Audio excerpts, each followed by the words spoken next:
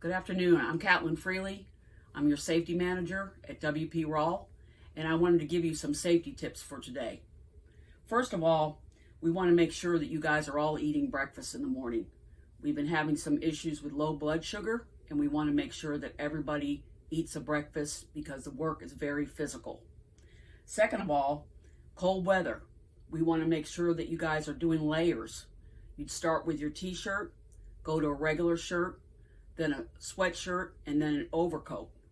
And when it starts to get a little warm, you can take them off little by little. But we want to make sure that you guys are taking care of yourselves during this time of the year, especially with it rushing around and having our facility just overwhelmed with people that are working hard, working overtime, that kind of thing. So let's make sure we're doing that. The other thing that I need to bring up is your feet. We've had issues with people in showers where they've had really bad feet. They're not taking care of their feet. Let's make sure we're wearing a shower shoe. And also we want to make sure that you're using it every time you take a shower, because we don't want you getting athlete's feet or any kind of warts on your feet, and they're all very contagious. The last thing I want to talk about is to make sure that you guys know that there's been a couple of incidents that have happened within the last couple of weeks. We've gone a month without any incidents, and then all of a sudden we had two, and it was because of rushing. We don't want you guys to be rushing. We want you to take your time, do your job, and everything will be great. Lastly, I just wanted to wish everybody a very happy Thanksgiving and a very Merry Christmas, and remember the reason for the season. Thank you. Hey y'all, for all of those who don't know me, I am Fatima Jaramillo Lopez. I am the quality assistant at WP Rawl. I have 4.5 years of experience in the quality field. I've been with the company for almost 2 years. I've learned a lot in the quality department, and I'm still learning every day. I'm also a student at Lander University in the business administration program. I'm married. I've been married for 8 years and I have 3 little kids at home, so I'm pretty busy all the time. I've been learning many new things in the quality department, from the quality at the field level all the way to final inspections in the processing floor. As an assistant, I have worn many hats, and I've handled many different tasks. At this time, some of my biggest duties are handling the supplier approval program, customer complaints and investigations, handling rejections and store complaints, as well as handling the retrieval of our audits and our documents, and updating the many accounts we have with all of those customers. If you guys need any type of document updated regarding the quality or food safety, please let me know. Include me in your email so that I can get started working on those requests ASAP. Feel free to reach out to the quality department in case there are any quality or food safety issues. I hope to meet all the people within the company at some point and work together with you guys in providing safe and wholesome products. Hey everybody, this is Pete from the Transportation Department with this week's Take 5. We're going to talk about the 5 dangers of driving in the dark. Number 1, of course, is visibility. It's in the dark. It's very hard to see. And of course, with the wintertime now, it gets darker sooner. And that can affect your depth perception, color recognition, and peripheral vision as well. Plus, the glare from oncoming headlights can temporarily blind you. Dimly or poorly lit roadways don't make it easier. So, to increase your visibility, make sure you use your high beams, but dim them for oncoming traffic. You don't want to blind the other drivers. Adjust your headlights properly, keep your windshield and mirrors clean, and dim your dashboard lights. And number 2, danger of driving in the dark is fatigue. Drowsy driving is just as dangerous as drunk driving. People are 3 times more likely to be in a crash if they're fatigued. So know the warning signs: yawning, gentle swaying of the head, slow eyelid closures, seat fidgeting, delayed reactions, trouble staying in your lane or keeping your speed. If this happens, pull over if you feel any of these signs and get some rest. Make sure you're getting at least 7 hours of sleep at night. Another danger of driving in dark is the other drivers. Even though it may get darker earlier, the roads you travel won't be any less crowded. Evening rush hours between 4 and 7 on weekdays is especially dangerous. Be patient in this time with other drivers. Eliminate distractions. Don't use your cell phone or text or eat while driving. And watch for impaired or distracted drivers. If you see them, give them a wide berth. Don't come trying to get close to them. Another danger in the dark is speeding. Drive in the dark means you have less time to react if something or someone crosses your path. So never drive over the speed limit. Don't tailgate by following a driver in front of you in poor conditions because you can't see what they see ahead of them. And number 5, top danger of driving in the dark is deer or any other animals. So watch out, because right now, between November and December is hunting season. You have a 1 in 109 chance of striking an animal on the road. So watch for them at dawn and between 6 and 9 p.m. when they're most active. Don't swerve if you see a deer running out in the road, because you will possibly hit a guardrail, utility pole, or other object. Should you strike an animal, pull over to a safe space, turn on your flashers, put down your flares or reflective triangles, and call 911. Till next time. Hey, this is Josh Hall in our Field Operations Department. Today I'm doing a quick video at our Bunnell, Florida farm. Y'all obviously see a lot of videos from South Carolina, so just wanted to show something a little different. So what we are looking at today is a recently transplanted field of leeks. This is more or less a big trial. We've not grown leeks in Florida historically, but we hope to going forward. So yeah, it's something that we think will work and should work very well, but again, we're testing it out down here for the first time for this season. The main thing I wanted to say for this video talk about in this video is the layout of the fields compared to I guess what we're used to in South Carolina.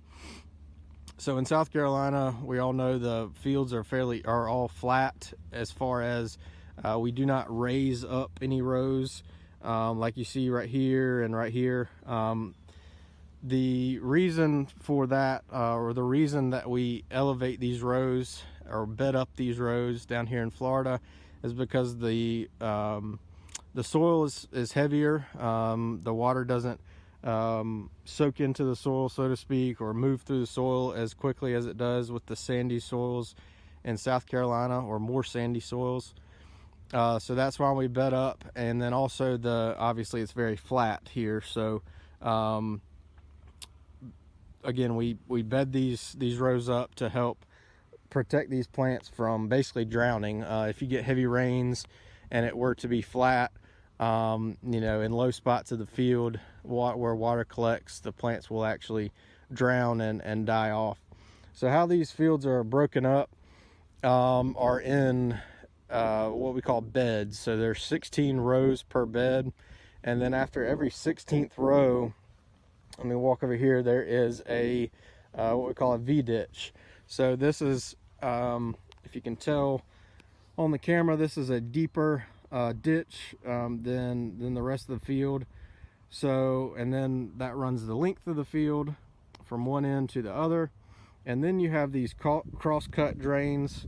So every so often throughout the field, the guys will go in and cut these. As you can see, this is just literally across, perpendicular to the rows.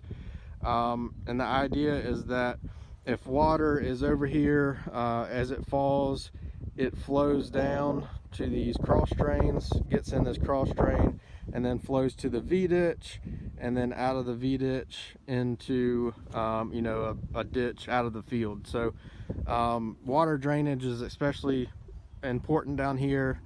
We've gotten a pretty significant tropical storm, hurricane, and although we did get some damage, if we didn't have this field set up this way to drain the water, it would have been much worse. So that is a little, I guess, quick video on how the fields are laid out down here in Bunnell, at our Bunnell farm.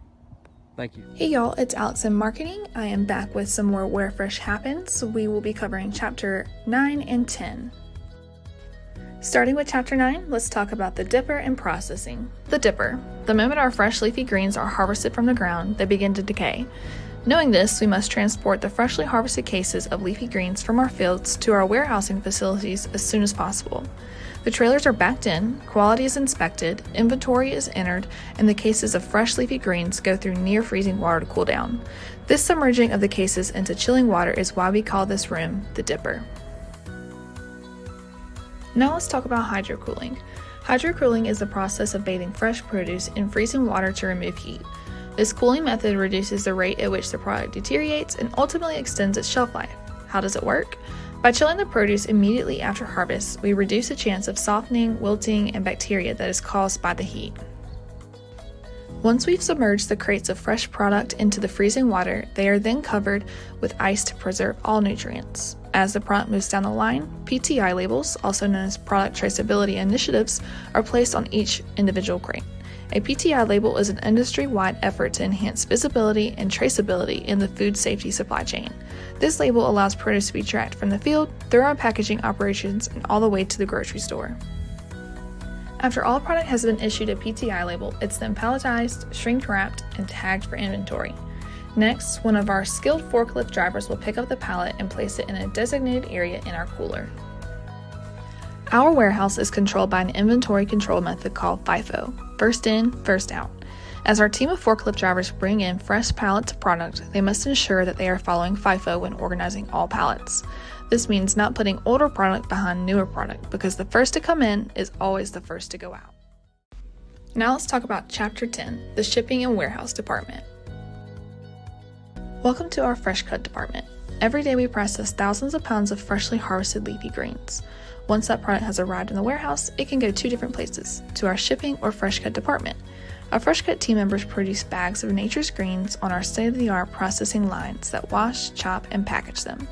Regardless of where the product is in our order of operations, it's guaranteed that everything that you see on the shelf is proudly approved by WP Rawl's expert quality assurance team members before even leaving our facilities. That way, every time you open a bag of nature's greens, you know you are getting the freshest product possible.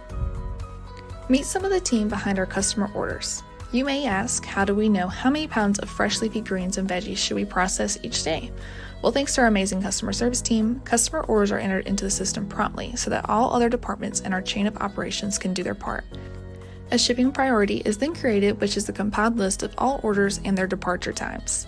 This list ensures that we prepare our trailers for fresh deliveries on time and in full.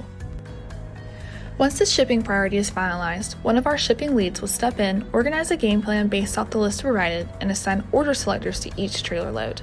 Next, our order selectors are given a pick ticket that tells them what product to pick up and load. They move swiftly throughout our warehouse cooler on a forklift, pulling product in accordance to the FIFO method. The pallets of product are then shrink wrapped in order to secure safe arrival to its destination and loaded onto their correct trailer. With thousands of cases of product coming and going each day, these team members play a vital role in making sure trucks are ready to leave with all the right orders. When the trailers are done being loaded, one of our skilled shipping clerks will verify the order and check for any discrepancies. This extra step is taken to help guarantee our promise of on-time and in-full orders. After final inspection, a yard spotter will confirm the temperature setting on the trailer so that all product will stay fresh on the road and securely lock the doors for a safe departure. Let's give a round of applause to all of our shipping and receiving clerks who help organize, schedule, and tag all product that comes in and out of the warehouse. These teams take great pride in their work and help ensure that each customer receives their order. That's it for this chapter of Where Fresh Happens. Stay tuned for next.